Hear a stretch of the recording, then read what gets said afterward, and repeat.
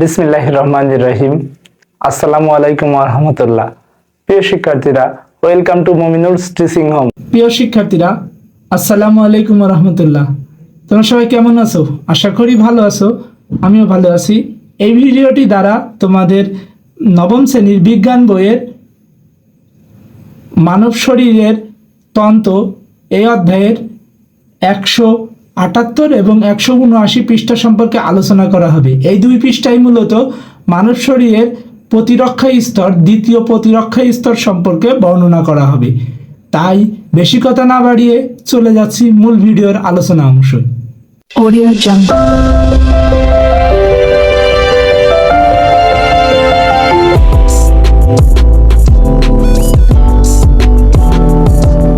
প্রথমে আমরা 177 পৃষ্ঠার শেষের দুইটা লাইন দিয়ে শুরু করব, কারণ ইতোপূর্বে আগের ভিডিওয়ে আমাদের প্রথম প্রতিরক্ষা স্তর সম্পর্কে আলোচনা করা হয়েছে। তার পরবর্তী থেকে এই ভিডিও শুরু করা হচ্ছে। দ্বিতীয় প্রতিরক্ষা স্তর 11.4.2 সেকেন্ড লাইন অফ ডিফেন্স। প্রথম প্রতিরক্ষা স্তর ভেদ করে যদি দেহের ভেতরে কোনো অণুজীব বা অণুকণা প্রবেশ করতে পারে, তখন দ্বিতীয় প্রতিরক্ষা স্তর হিসেবে শরীরের ইমিউন ব্যবস্থা সেগুলোর বিরুদ্ধে সক্রিয় প্রতিরোধ গড়ে তোলে। এই ইমিউন বিষয়টা কি? ইমিউন বিষয়টা হচ্ছে, তোমরা অনেক সময় বিভিন্ন মুভিতে বা ছবিতে বা নাটকে বা দেখা যায় ক্রাইম পেট্রোলে দেখেছো কি গ্যাং থাকে।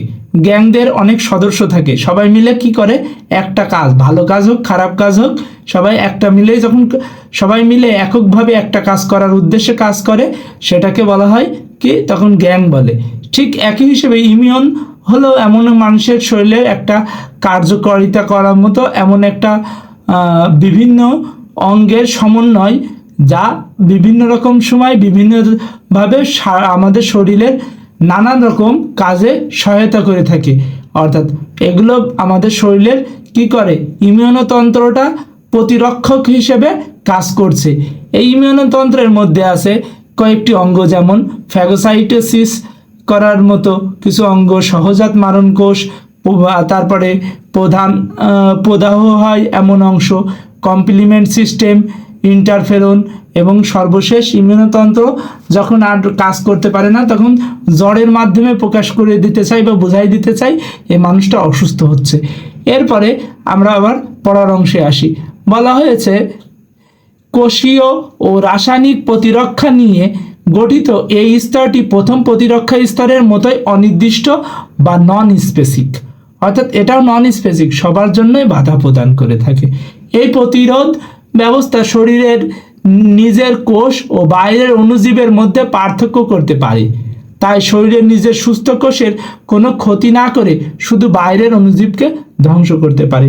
কিন্তু দেখো, প্রথম স্তরে কিন্তু যে প্রতিরক্ষা স্তর ছিল সেখানে কিন্তু এমন আইডেন্টিফাই করতে পারছিল না, কিন্তু দ্বিতীয় স্তর আরও আপডেট, তাই খুব সহজেই এটা কি করতে পারে, অণুজীবকে আইডেন্টিফাই করতে পারে এবং ধ্বংস করে দেয়। পরে বলা হয়েছে দ্বিতীয় প্রতিরক্ষা স্তর নিচের প্রতিরক্ষা পদ্ধতিগুলো নিয়ে গঠিত বলা যায়। ক নম্বরে বলা হয়েছে ফ্যাগোসাইট।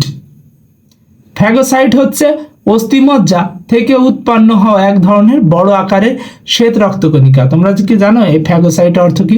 ফ্যাগোসাইট অর্থ জীবাণুভক্ষণ। এরপরে বলা হয়েছে শ্বেত রক্তকণিকা যেগুলো অন্য অণুজীব বা বহিরাগত কণা গ্রাস করে দেহের প্রতিরক্ষা ব্যবস্থায় সহায়তা করে। অর্থাৎ এই কোষগুলো কি করে, এর ভিতর শ্বেত রক্তকণিকা আছে, কি করে এগুলো জীবাণু ভক্ষণ করতে সাহায্য করে। দুটি প্রধান ফ্যাগোসাইট কণিকা হচ্ছে নিউট্রোফিল ও ম্যাক্রোফেজ। ম্যাক্রোফেজ আর নিউট্রোফিল নাম দুটো মনে রাখবো, এবং আমি একটা ছবি দিয়েছি, এই ফটোর মাধ্যমে তোমরা দেখতে পাচ্ছ নিউট্রোফিল দেখতে কেমন ও ম্যাক্রোফেজ দেখতে কেমন। দেহে জীবাণুর সংক্রমণ হলে নিউট্রোফিল রক্তে আর ম্যাক্রোফেজ নির্দিষ্ট টিস্যুতে হাজির হয়ে বানান ভুল করেছে, ফ্যাগোসাইটোসিস প্রক্রিয়ায় জীবাণু গ্রাস করতে শুরু করে। ম্যাক্রোফেজ শুধু যে জীবাণু গ্রাস ও হজম করে তাই নয়, এটি পুরানো রক্তকণিকা, মৃত টিস্যু খণ্ড ও কোষীয় আবর্জনা গ্রাস করে আবর্জনাভুক হিসেবে বর্জ্য পরিষ্কার করার দায়িত্ব পালন করে। অর্থাৎ এই ম্যাক্রোফেজ কি করে, রক্তটাকে পরিষ্কার রাখতে সাহায্য করে বিভিন্ন রকম ক্ষতিকর অণুজীবের হাত থেকে, ময়লা আবর্জনার থেকেও।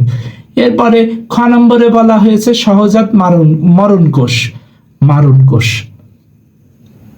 সহজাত মারণ কোষ বা এনকে কোষ হচ্ছে লিম্ফোসাইট জাতীয় বিশেষ এক ধরনের শ্বেত রক্তকণিকা, যা টিউমার কোষ ও ভাইরাস আক্রান্ত কোষের প্লাজমা ঝিল্লিতে কিছু নির্দিষ্ট পরিবর্তনকে শনাক্ত করে সেই সব কোষগুলোকে ধ্বংস করে দেয়। এনকে বা কি বলা হয়েছে, নিউট্রাল কিলার সেল। কোষের আক্রমণে টার্গেট কোষের ঝিল্লিতে ছিদ্র সৃষ্টি হয় এবং কোষটিকে ধ্বংস করার জন্য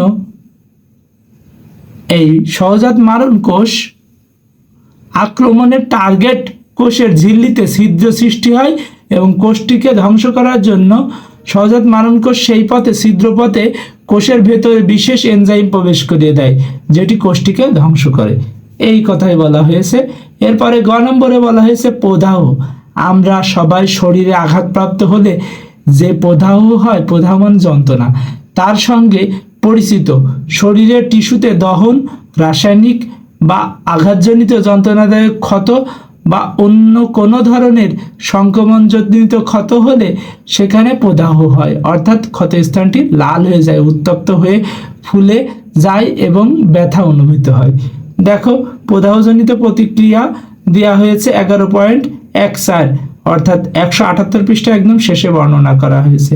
এখানে দেখানো হচ্ছে মাস্ট কোষ নিঃসৃত হিস্টামিন। মাস্ট কোষ এমন একটা কোষ যা নতুন কোষ সৃষ্টিতে সহায়তা করে, অর্থাৎ এটা যদি আমাদের শরীরে অনেক পাওয়ারফুল আকারে থাকতো তাহলে আমাদের কোনো অঙ্গ কেটে গেলেই আবার খুব তাড়াতাড়ি একদম ওই যে মুভির ডেডপুলের মতো যেমন দ্রুত বৃদ্ধি হয়, সেমন আমাদের কোনো অঙ্গ কেটে গেলেও সেটা আবার বৃদ্ধি পেত। কিন্তু এই মাস্ট কোষ এর পরিমাণটা কম থাকে। এখানে মাস্ট কোষের থেকে কি করে, হিস্টামিন ক্ষরণ করে এবং রক্তনালী থেকে ব্যাকটেরিয়া গুলোর ওপরে কি করে, ত্বক ওখানে একটা কি করে সিগন্যাল দেয় এবং সাথে সাথে সেখানে চলে আসে, রক্তনালীতে প্রসারিত হয়ে যায় এবং ওই দেখো নিউট্রোফিল এবং ম্যাক্রোফেজগুলো ওই জায়গায় অবস্থান করে। ফ্যাগোসাইটিক বা ব্যাকটেরিয়াকে ওইভাবে গ্রাস করে নেয়, খেয়ে ফেলে। কিছুক্ষণ পরে ওই ফুলা অংশটা বা প্রদাহ অংশটা কমে যায় আস্তে আস্তে সময়ের সাথে সাথে, এবং যখন ফ্যাগোসাইটোসিস প্রক্রিয়ায় জীবাণুগুলো ভক্ষণ করে ম্যাক্রোফেজ বা নিউট্রোফিল, পরবর্তীতে এরা নিজেরাই লাইটিক কায়দায় ধ্বংস হয়ে যায় এবং যখন ধ্বংস হয়ে যায় এদের ভিতরে এরা মানে নিজেরাই মারা যায়, তখন আবার আমাদের ঘাম বা শরীরে নাইট্রোজেন ঘটিত বর্জ্য পদার্থের মাধ্যমে শরীর থেকে বের হয়ে যায়। এরপরে আমরা আবার 179 পৃষ্ঠায় যাচ্ছি। 179 পৃষ্ঠায় বলা হয়েছে এটি আমাদের শরীরের প্রতিরক্ষা ব্যবস্থার এক ধরনের বহিঃপ্রকাশ, মানে যেটা বাইরে থেকে দেখতে পাই। যখন টিস্যু ক্ষতিগ্রস্ত হয় তখন সেখানে এক ধরনের রাসায়নিক নিক্রমণ, অর্থাৎ নিক্রমণ নাম বলে আমি আরো ভালো ভাষায় বলছি তোমাদের, রাসায়নিক কিছু পদার্থ, যেমন ওই যে তোমাদের ছবিতে দেওয়া আছে 178 পৃষ্ঠায়, মাস্ট কোষ থেকে নিঃসৃত হিস্টামিন, এই কথাটাই বলা হয়েছে, ওখানে হিস্টামিনের কথা বলা উচিত ছিল, যেটি ক্ষতস্থানে রক্তের বাড়তি প্রবাহ সৃষ্টি করে। এই বাড়তি রক্ত প্রবাহ ক্ষতস্থানে প্রয়োজনে ইমিউনো কোষ ও পুষ্টি নিয়ে আসে, যা ক্ষতস্থানের নিরাময় দ্রুততর করে থাকে। পরে আমাদের বর্ণনা দেওয়া হয়েছে কমপ্লিমেন্ট সিস্টেম। কমপ্লিমেন্ট সিস্টেম হচ্ছে রক্তে উপস্থিত 30 থেকে 30টি বেশি প্লাজমা প্রোটিন দিয়ে গঠিত একটি গ্রুপ। অন্যান্য প্রতিরক্ষা পদ্ধতিকে সাহায্য করে, যে কারণে এটিকে কমপ্লিমেন্ট সিস্টেম বলা হয়। কমপ্লিমেন্ট মানে সাহায্যকারী এক গ্রুপের কথা বলা হচ্ছে। স্বাভাবিক অবস্থায় এসব প্রোটিন নিষ্ক্রিয় থাকে, স্বাভাবিক অবস্থায় নিষ্ক্রিয় থাকে, অর্থাৎ কোনো কাজ করতে পারে না। একবার যদি কমপ্লিমেন্ট সিস্টেমের কোনো একটি প্রোটিন সক্রিয় হয়ে ওঠে তাহলে সেটি অন্য প্রোটিনকে সক্রিয় করে তুলে দেয়। অর্থাৎ সবাই একসাথে ঘুমায় আছে, মনে করে একজনের ঘুম ভাঙলে অন্যদেরও ঘুম ভাঙাই দিতে পারে। এভাবে সমস্ত প্রোটিন পরস্পরকে সক্রিয় করে সক্রিয় হয়ে ওঠে, তাহলে সেটি অন্য নির্দিষ্ট এবং অনির্দিষ্ট দুই ধরনের প্রতিরক্ষা পদ্ধতিকে উজ্জীবিত করে দেয়, যার কারণে মারণ কোষ তখন দক্ষতার সঙ্গে অবাঞ্ছিত কোষ ধ্বংস করতে পারে। অর্থাৎ তখন আর ওই অণুজীবগুলো ধ্বংস করতে আর সমস্যা হয় না। একটি যদি আমাদের প্রোটিন উঠতো তাহলে কম কাজ হতো, যখন 30টির মতো প্রোটিন একটা কাজ করতে সহায়তা করে, কাজটা খুব সহজলভ্য হয়। এরপরে বলা হয়েছে অণুজীবের গায়ে কমপ্লিমেন্ট সিস্টেম আটকে থেকে সেটিকে দক্ষতার সঙ্গে চিনিয়ে দেয় বলে নিউট্রোফিল ও ম্যাক্রোফেজ দ্রুত সেই আক্রান্ত স্থানে পৌঁছে গিয়ে কোষে আক্রমণ করতে পারে। শুধু তাই নয়, প্রদাহকে ত্বরান্বিত করার জন্য কমপ্লিমেন্ট সিস্টেম রক্তনালীর প্রসারণ ঘটিয়ে থাকে। রক্তনালী বড় করে দেয়, তাতে সহজে ওখান থেকে বেশি পরিমাণ কি আসতে পারে, ম্যাক্রোফেজ ও নিউট্রোফিল তখন প্রবেশ করতে পারে। 19 নম্বরে বলা হচ্ছে ইন্টারফেরন। ইন্টারফেরন মানবদেহের সহজাত ইমিউনো ব্যবস্থার অংশ। জানো, এই ইন্টারফেরনের কারণে ভাইরাস থেকে আমাদের শরীর বেঁচে থাকে। ভাইরাসে আক্রান্ত হওয়ার প্রতিক্রিয়া হিসেবে ভাইরাসের বংশবৃদ্ধি বন্ধ করতে আক্রান্ত কোষ ইন্টারফেরন নামে একটি বিশেষ ধরনের ক্ষুদ্র সিগন্যালিং প্রোটিন উৎপন্ন করে।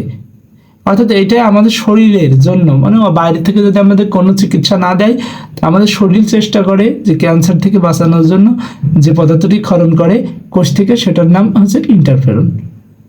এরপরে বলা হয়েছে এই বিশেষ ধরনের ক্ষুদ্র সিগন্যালিং প্রোটিন উৎপন্ন হয় ব্যাপনের মাধ্যমে ইন্টারফেরনের আশেপাশের সুস্থ কোষে ছড়িয়ে পড়ে।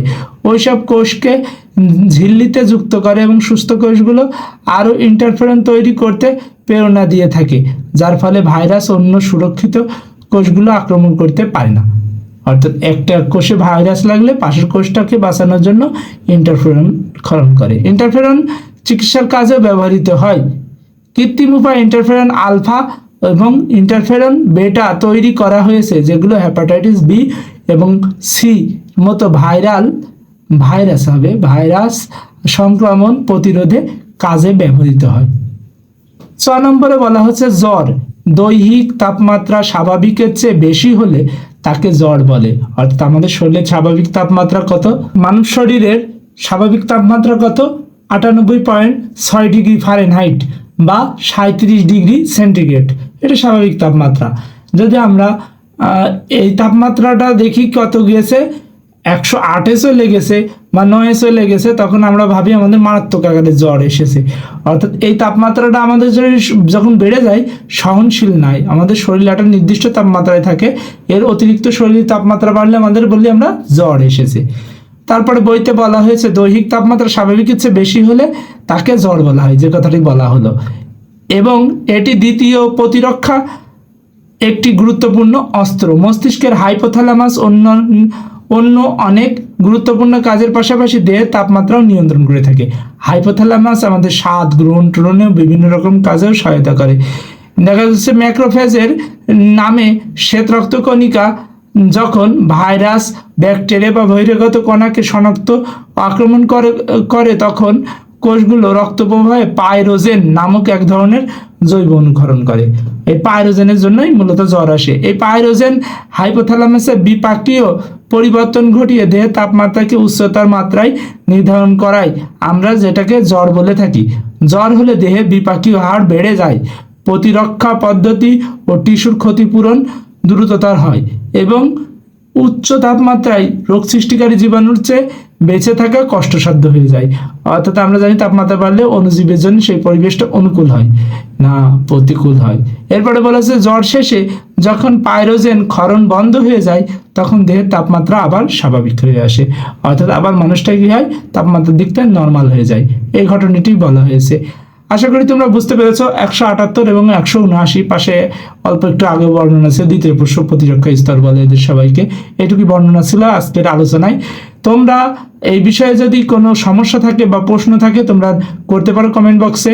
তোমাদের প্রশ্নগুলোর উত্তর দেওয়ার চেষ্টা করব। তোমরা সবাই ভালো থেকো, সুস্থ থেকো, মন দিয়ে পড়াশোনা করো। সবার জন্য শুভকামনা রইল।